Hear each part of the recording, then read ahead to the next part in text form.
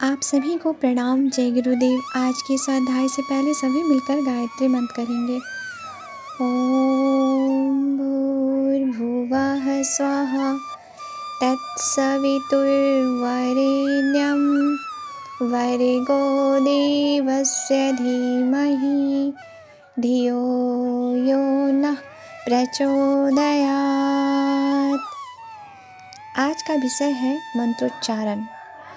मंत्रोच्चारण में मुख के जो अंग क्रियाशील होते हैं उन भागों के नाड़ी तंतु कुछ विशेष ग्रंथियों को गुदगुदाते हैं। उनमें स्फुरना होने से एक वैदिक छंद का क्रमबद्ध यौगिक संगीत प्रवाह ईथर तत्व में फैलता है और अपनी कुछ क्षणों में पूरी होने वाली विश्व परिक्रमा से वापस आते आते एक स्वजातीय तत्व की सेना वापस ले आता है, जो अविष्ट उद्देश्य की पूर्ति में बड़ी सहायक होती है। शब्द संगीत के शक्तिमय कंपनों का पंचभौतिक प्रवाह और आत्मशक्ति की सूक्ष्म प्रकृति की भावना साधना आराधना के आधार पर उत्पन्न किया गया संबंध, ये दोनों ही कारण गायत्री शक्ति को ऐसा बलवान बनाते हैं जो साधक के लिए दैवी वरदान सिद्ध होती है। मंत्र जप एक प्रकार से शब्द विज्ञान की एक शाखा है, तो भी भौतिक विज्ञान उसका उपयोग नहीं कर पाता। इसका कारण और कुछ नहीं, श्रद्धा संवेदना का वैज्ञानिक विश्लेषण न कर पाना है।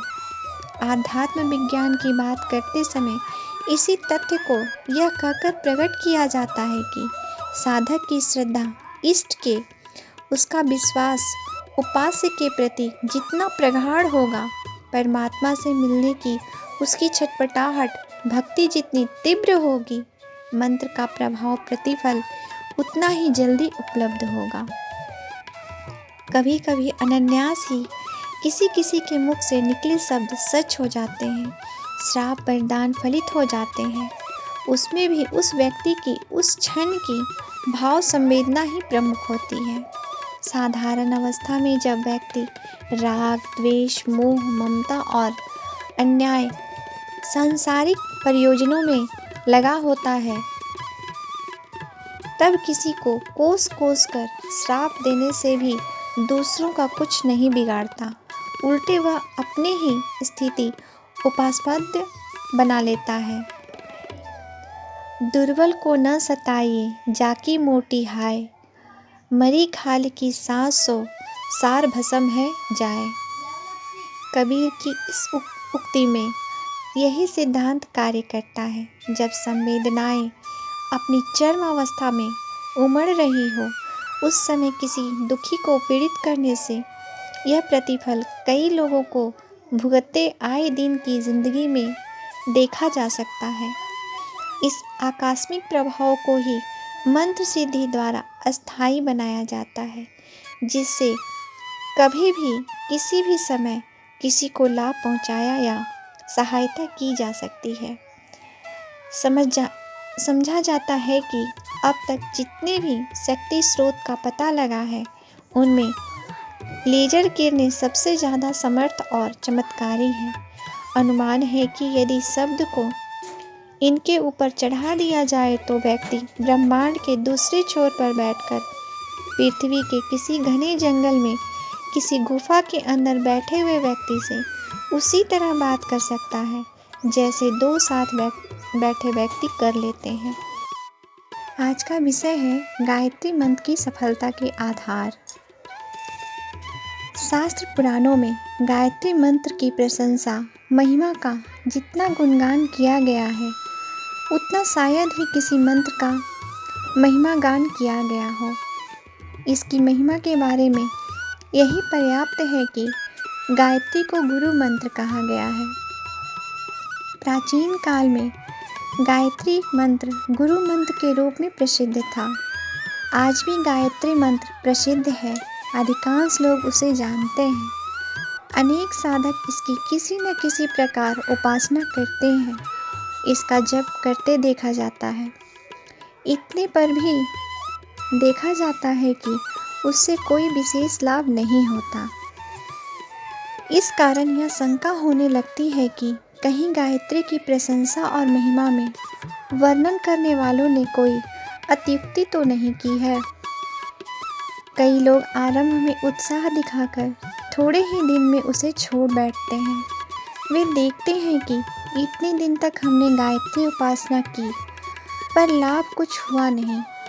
जरूर इसके महिमा गान में अत्युक्ति से काम लिया गया है।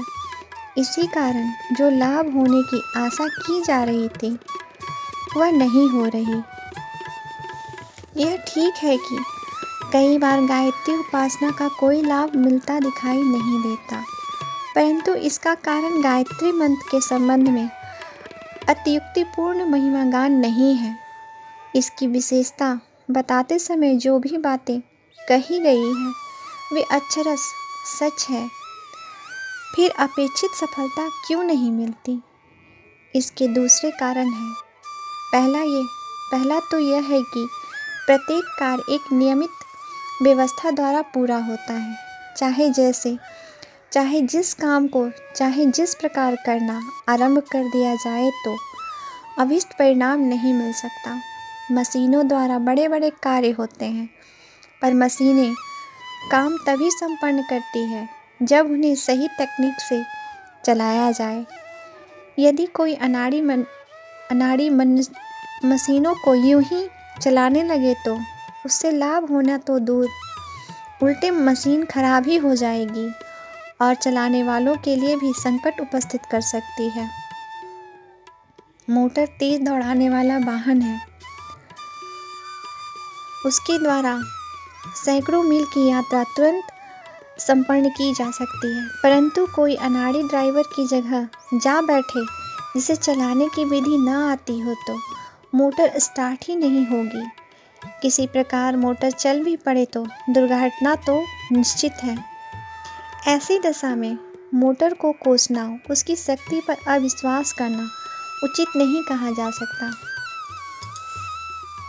बिना विधि विधान और साधना का मर्म जाने यदि गायत्री उपासना की जाती है तथा वह निष्फल हो जाती है तो इसमें कोई आश्चर्य की बात नहीं।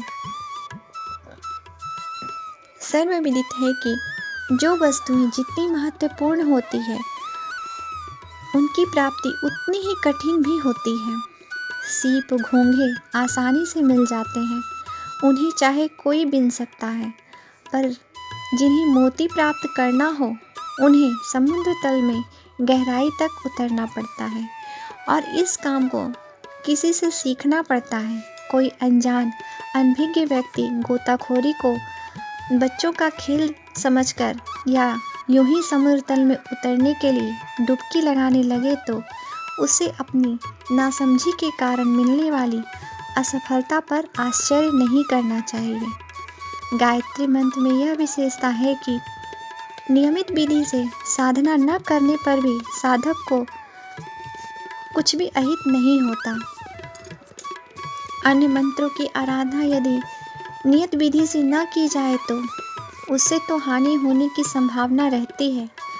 गायत्री के साथ ऐसा कुछ नहीं है। ऐसा भी नहीं है कि उपासना में किया गया परिश्रम पूरी तरह निष्फल हो जाता है। हाँ, इतना जरूर है कि वह लाभ नहीं होता जो नियत विधि से साधना करने पर हो सकता है।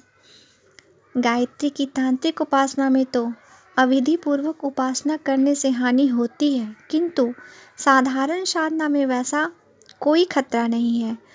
फिर भी परिश्रम का पूरा लाभ न मिल पाए तो एक ही खतरा है। इसीलिए बुद्धिमान व्यक्ति, साधना का मर्म एवं रहस्य जानने वाले साधक उतावली, असम्यता, उपेक्षा के शिकार नहीं होते और साधना मार्ग पर पूरी सावधानी के साथ चलते हैं। गायत्री की साधना विधि पूर्वक क्यों करनी चाहिए? इसका उत्तर यही हो सकता है कि अविधि पूर्वक किया गया कोई भी काम अपेक्षित परिणाम उत्पन्न करता है। कुछ औषधियाँ नियमित विधि पूर्वक तैयार की गई हो और उन्हें नियत समय पे नियत अनुपान के साथ रोगी को सेवन कराया जाए तो आश्चर्यजनक लाभ होता है, किंतु यदि उन्हीं औषधियों को चाहे जिस ढंग से चाहे जिस मात्रा में, चाहे जिस रोगी को सेवन कराया जाए तो लाभ होना तो दूर रहा, उल्टे हानि होने की संभावना ज़्यादा रहती है। विधि पूर्वक साधना करने से हमें सफलता अवश्य मिलता है। गायत्री साधना के अप्रतिम लाभ है और वे लाभ अनायास ही नहीं मिलते। उन्हें प्राप्त करने के लिए साधना में श्रद्धा, नियमितता, विश्वास और तदनुकूल आचार विचार रहने चाहिए, तभी अपेक्षित लाभ मिल सकता है। आज के लिए यहीं तक। आप सभी को प्रणाम। जय गुरुदेव।